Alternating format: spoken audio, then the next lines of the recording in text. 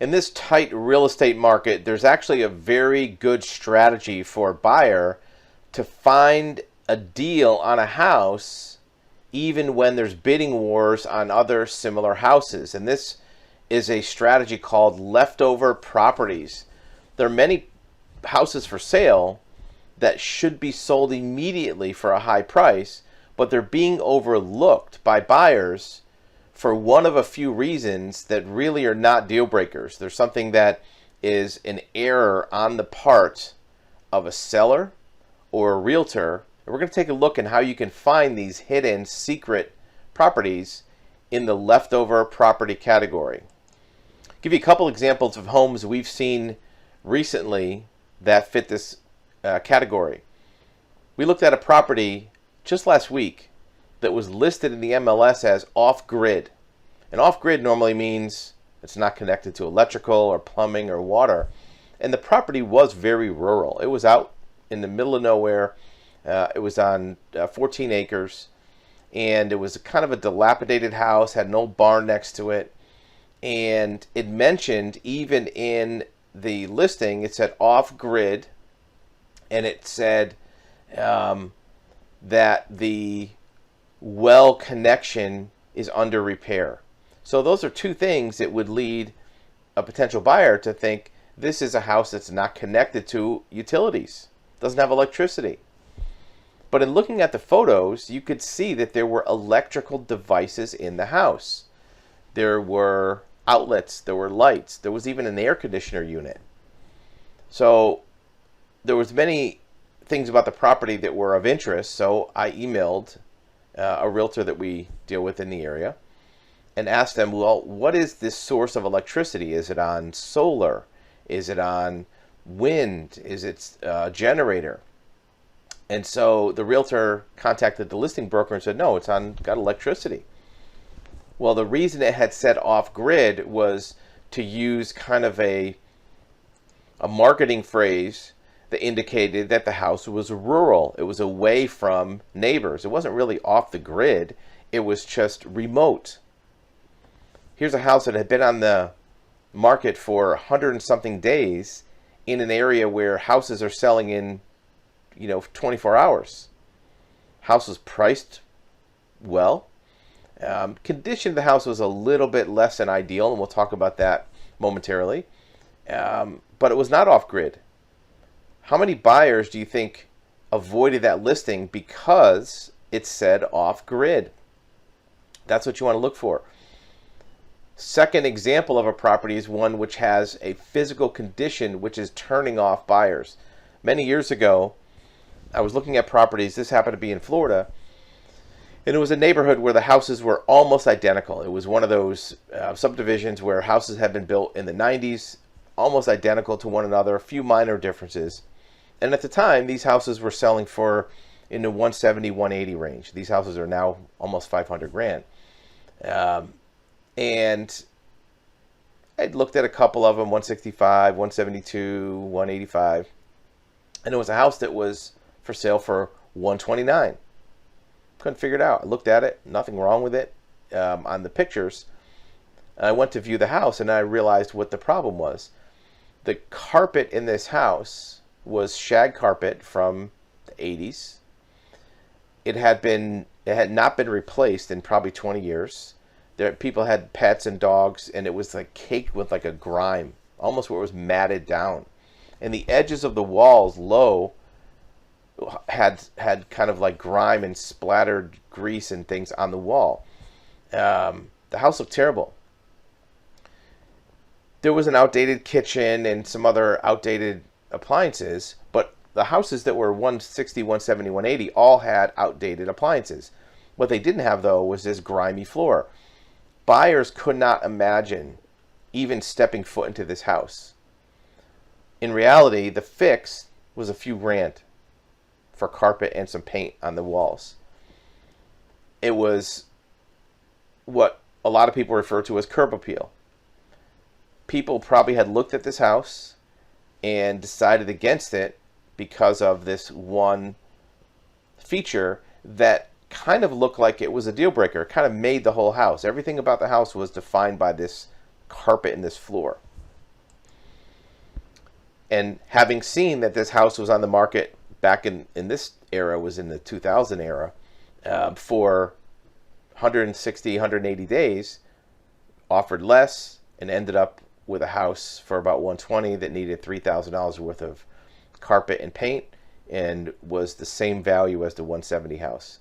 Here's another example of what's called a leftover house. There are many listings that have errors in the listings. For example, some listings will list a number of bedrooms incorrectly. So if you're looking for a 3-bedroom and you have your filters on your search, 3 bedrooms or more, if a house comes up with 2 bedrooms, it won't show. There are some houses that people put 0 bathrooms. Well, a house can't have no bathrooms. It has to have a bathroom to be legal. But sometimes people will type it in wrong.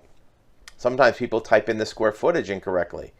Instead of putting in 1,400 square feet, they'll put in 140 square feet. There's typos.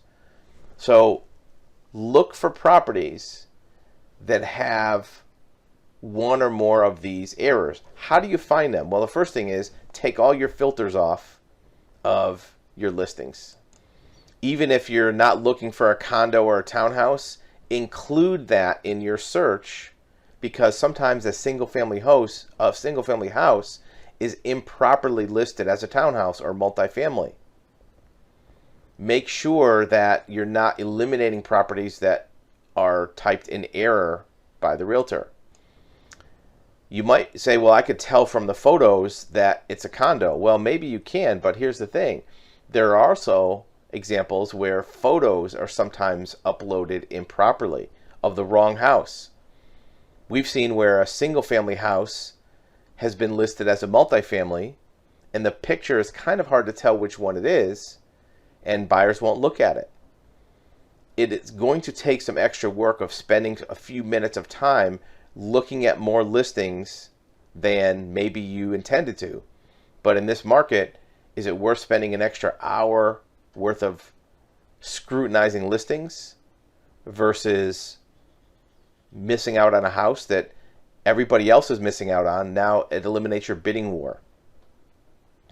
Another method you can use to find houses which are leftovers is to invest in an app that'll give you some housing information. One of the ones we use is called LandGlide. And LandGlide is an app you put on your phone, and we're not paid by them. We don't have any relationship with them. We just use it all the time, where you can be driving around. It has a map on your phone, and you can look at all the properties, show who the owner is, the appraisal amount, assessor's amount, what it sold for, and you can use that along with listings on MLS to discover properties that maybe are multiple parcels. One of the properties we purchased recently was a house and on a double lot. Well, at one point the seller was trying to sell that other lot separately and sell the house by itself. But after it was overpriced for a long time, they eventually decided, well, we just got to sell this house. And the fact that it was an extra lot had been forgotten, because at that point the seller just said, I'm just selling the whole thing together. Well, this extra lot, with the combination priced properly, now was an extra value. In fact, the property was purchased and the extra lot was split off and sold separately, and the value made the purchase of the home much cheaper because this extra lot was a separate legal parcel. And you can find that out by looking at land records, certainly, but these apps like LandGlide and there's others make it much easier to see that visually. What about properties that have no inspection allowed, or waived inspection, or waived appraisals? That scares off a lot of buyers. It may scare you off. But here's the thing. There's a way that you can still do an inspection on a property even if the inspection period is waived.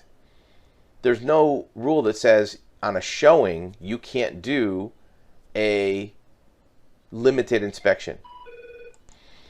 For example, if you look at a house and you think you want to buy it or pursue it, but you're concerned about serious structural deficiencies, well, schedule a second showing.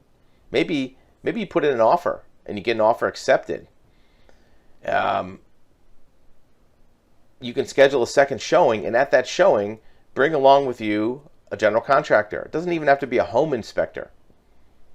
A general contractor that can look at things quickly as part of a showing, peek in the attic, look in the basement, look in the crawl space, check out the electrical.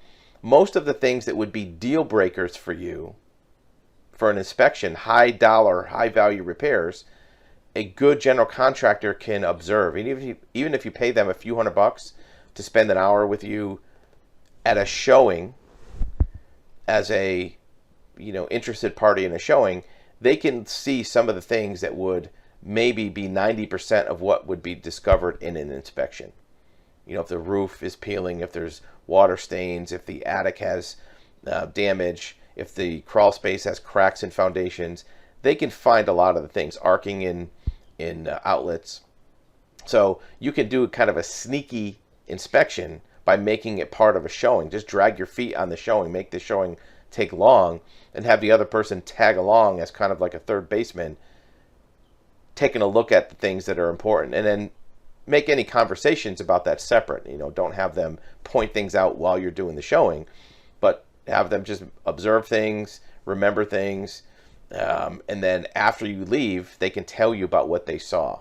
But that's a way that you can maybe locate a leftover property that other people aren't looking at because they just don't want to waive the inspection. You can sneak in an inspection if you present it as just a showing that you're looking at the house again or for the first time. Remember, electronic listings like Zillow and some of the other Redfin type sites can make it easier to find houses, but it can also make it easier to exclude houses if you have your filters set too high. Don't set your bedrooms, your square footage, your acreage, house type at all. Leave it wide open, and then go through the properties to see if there's one that got categorized incorrectly. Even if you see a property that looks like it might not fit your needs because of maybe number of bedrooms or square footage, still look at it. You might find a way to make that work with an addition. Maybe there's a screen porch that could be made into a den. Leftover properties are ones that most people just filter out because they're unsophisticated about what can be done with a property. They're only looking at what can't be done with a property, and it makes them avoid houses that could be perfectly good for their needs.